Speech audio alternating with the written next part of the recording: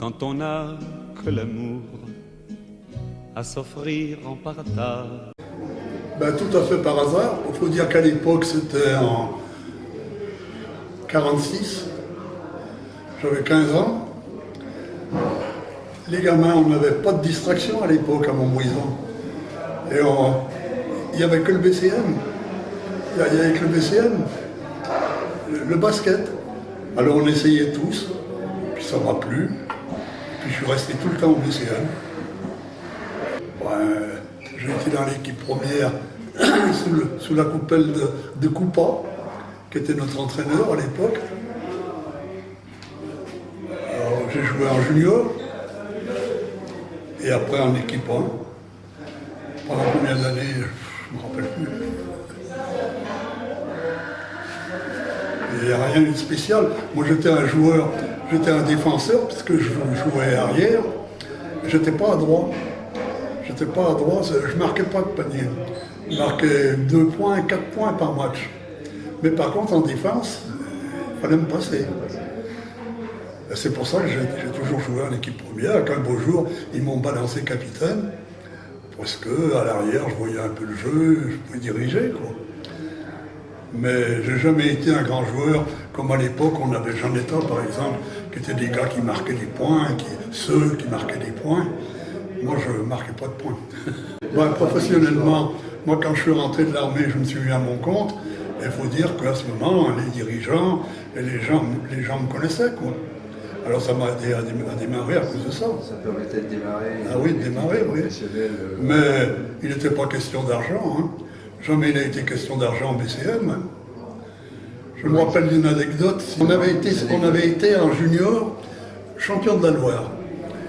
Et comme j'étais capitaine de l'équipe junior, à l'entraînement, les copains m'avaient dit ils veulent nous emmener pour nous récompenser à un challenge à Saint-Claude dans le Jura pour Pentecôte, et le lendemain à Genève pour un autre challenge, pour nous récompenser de notre titre. Mais ça ne nous intéresse pas. Ce qui nous intéresserait, c'est qu'ils nous payent une paire de chaussures. Alors, il y avait une réunion des dirigeants qui se tenait en haut. Je suis allé voir les dirigeants et je leur ai dit, le voyage, nous, ça ne nous intéresse pas, mais ce qu'il faudrait, c'est nous payer une paire de chaussures. Vous voyez, à l'époque, c'était pas de l'argent. Hein. Non, mais c'est bien qu'on ait... Ah mais non, mais ça c'est vrai. Eh bien, ils ont beaucoup hésité avant de nous payer la paire de chaussures. Hein. Et on était champions de la Loire. Je sais pas, il y en a un tas, souvenir. Il y en a un tas.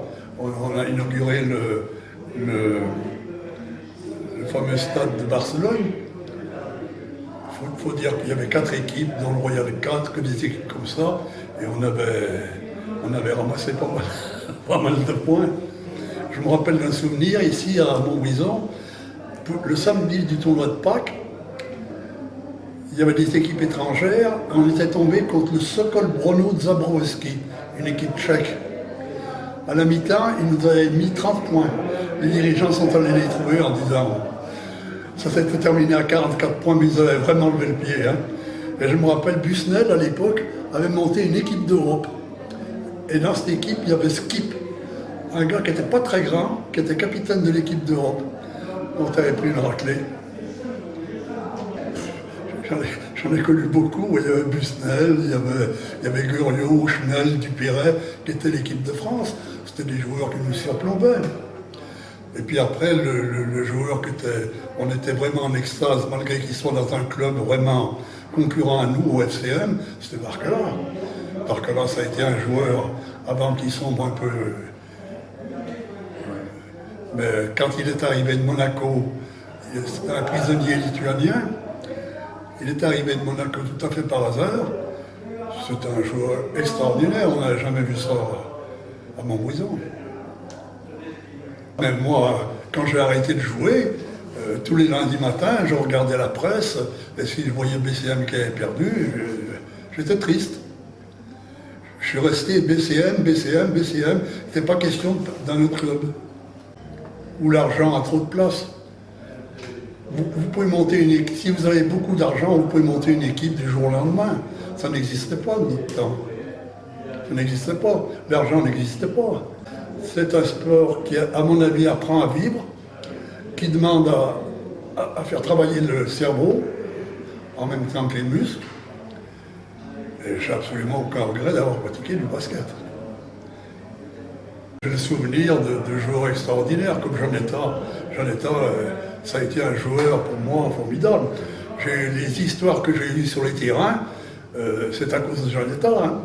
Janetta était un joueur adroit, intelligent, on ne pouvait pas l'arrêter. Et souvent, ils employaient des moyens pour l'arrêter qui ne me plaisaient pas.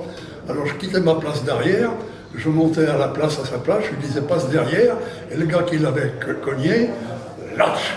Et je lui disais, au lieu de t'amuser avec le gamin, viens de mon côté. Toutes les histoires que j'ai pu avoir, j'ai laissé une impression d'un peu brutal, un type un peu brutal sur les terrains, mais ça a toujours été pour protéger des gars comme Janetta, Brel, j'ai une admiration devant Brel. Et on se marie avec un club, on joue pour ce club. S'il faut se faire casser une jambe, on se fait casser la jambe pour ce club. Et puis il faut gagner. Moi je me rappelle d'un interview une fois à Buffière, mais l'aîné des deux Buffière, qui était capitaine de l'équipe de France à l'époque. On tombe en Coupe de France contre l'Asbel. Et il y a un journaliste qui vient me voir au vestiaire à l'époque et qui me dit en tant que capitaine, qu'est-ce que vous allez faire contre eux? On allait rentrer sur le terrain. Ah mais j'ai dit, on va gagner. Et il nous surplombait de 2 catégories. Et on a perdu, bien entendu. Mais moi, je rentrais sur le terrain, j'étais gagnant. J'ai laissé un mauvais souvenir à cause de ça, parce que je voulais gagner. Quand on n'a que l'amour pour vivre nos promesses, sans nulle autre richesse que d'y croire toujours.